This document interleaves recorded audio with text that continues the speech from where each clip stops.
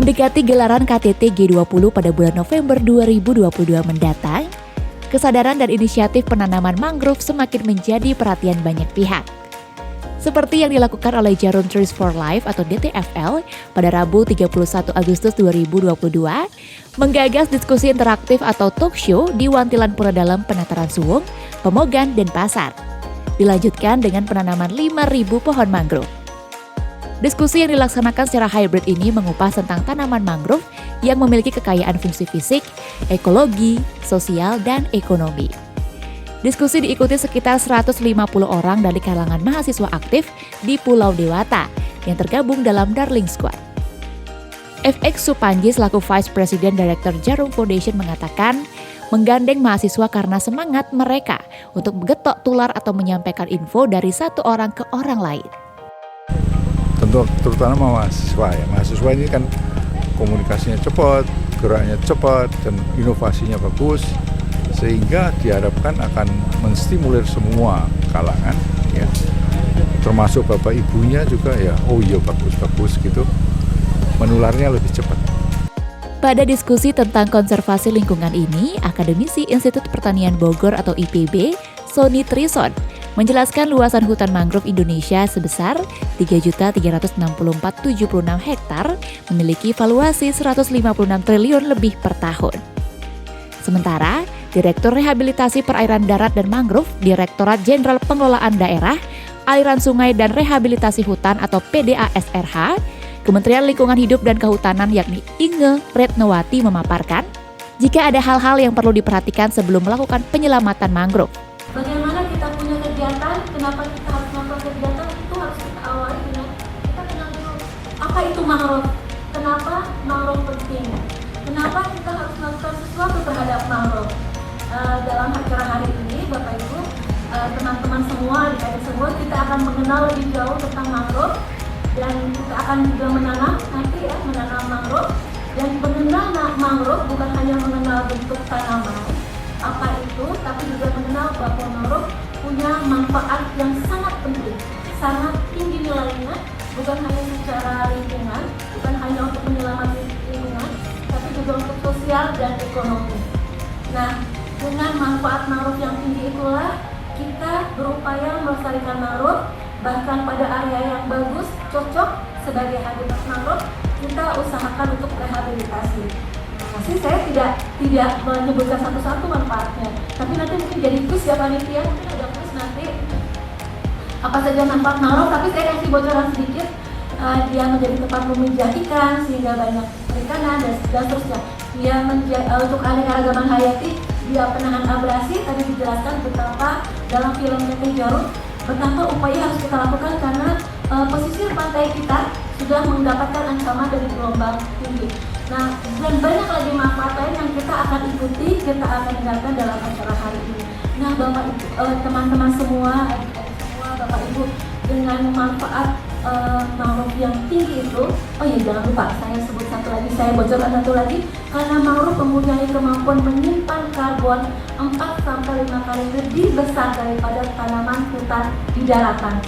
Dan kemampuan yang menangkap, menyimpan karbon sangat tinggi, sehingga kalau lahan mangrove yang ada dibuka, maka peningkatan emisinya juga sangat tinggi.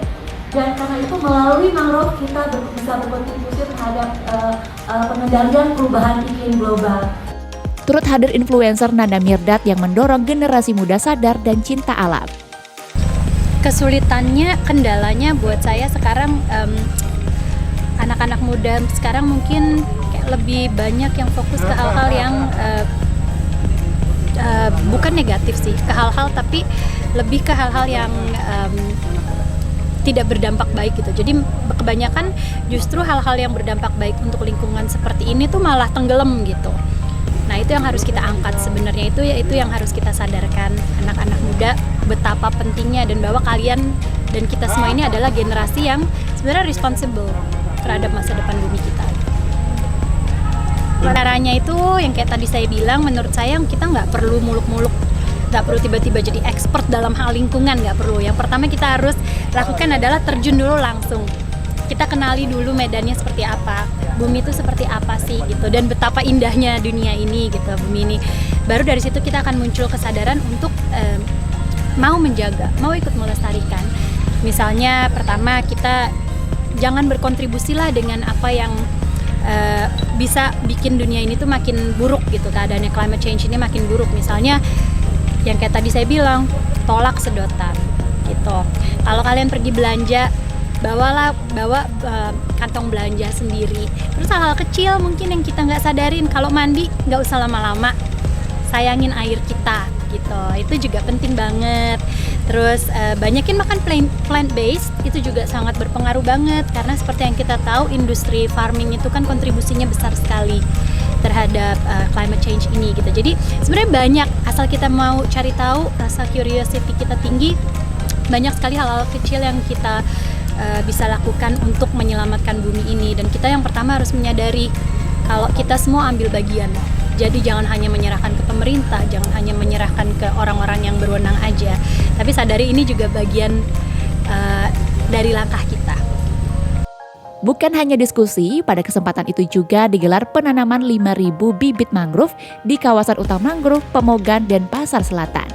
Penanaman 5.000 bibit mangrove ini memiliki tujuan untuk menumbuhkan kesadaran dan meluaskan aksi kolektif masyarakat untuk rehabilitasi dan juga konservasi mangrove secara berkelanjutan.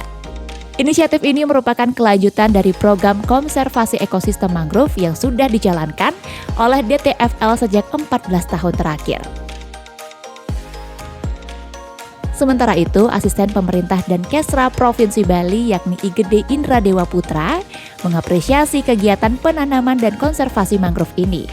Kami mengucapkan terima kasih dan mengapresiasi kegiatan penanaman dan konservasi mangrove yang diinisiasi oleh Jarum Foundation melalui program Jarum Trees for Life.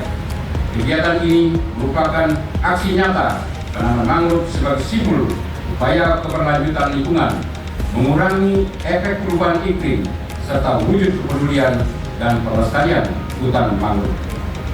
Sekali lagi terima kasih dari khusus kepada Yayasan Jarum Foundation. Mudah-mudahan hal ini bisa berlanjut di kemudian hari. IKD Bagus Mario Mahaputra, mahasiswa Institut Pariwisata dan Bisnis Internasional yang baru pertama kali mengikuti kegiatan penanaman mangrove, menyatakan senang bisa menambah pengetahuan dan juga tentang fungsi dan manfaat mangrove. Kesan yang pertama pastinya itu ya senang ya, karena bisa ikut berpartisipasi, apalagi ini pertama kalinya, itu juga senang. Terus untuk kesannya untuk semua orang ya, mungkin dari yang nggak bisa ikut ataupun apa ya, yang pengen untuk lestariin lingkungan, ya mulai dari diri sendiri aja deh. Mungkin kayak mengurangi pemakaian sampah plastik, terus membuang sampah pada tempatnya. Di situ ya mungkin dengan kegiatan ini bisa apa ya, menumbuhkan atau ya menambah kegiatan seperti ini lagi. Mungkin di daerah Bali itu sendiri ataupun di luar daerah Bali. Selaras dengan hal tersebut, Niputu Ayu Sintia Sumaryani mengaku senang bisa ikut dalam kegiatan menanam 5.000 bibit mangrove. Untuk kesannya, saya sangat senang ya, karena ini untuk pertama kalinya saya ikut menanam mangrove, merasakan menanam mangrove di satu area yang berlumpur seperti ini. Itu pengalaman pertama untuk kedepannya. Semoga Siap Darling ini selalu ada kegiatan untuk lingkungan lagi, dan mungkin bisa di provinsi lainnya seperti itu, bukan hanya di Bali saja, mungkin di NTB, NTT. Yuk, subscribe akun YouTube resmi Nusa Bali. Jangan lupa like, tinggalkan komentar, share link, dan aktifkan tanda loncengnya. Dapatkan informasi terkini seputar Pulau Dewata hanya di Nusa Bali TV.